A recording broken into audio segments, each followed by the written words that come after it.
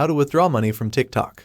Open the TikTok app on your phone and go to your profile. You can do this by tapping on the Me icon at the bottom right corner of the screen.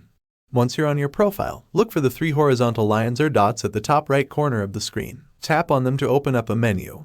Look for one called Balance. This is where you can see how much money you've earned on TikTok.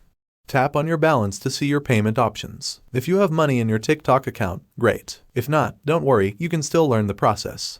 TikTok offers 2 ways to withdraw money, Payoneer and PayPal. If you're using PayPal, make sure your bank account is linked to it. If you prefer Payoneer, you can link your bank account directly to it.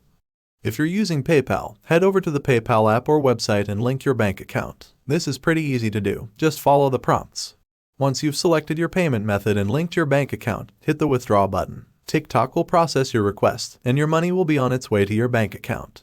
I hope you found this tutorial helpful. If you did, don't forget to give this video a thumbs up and subscribe to the channel for more practical tips and tutorials. Thanks for watching, and I'll see you in the next one.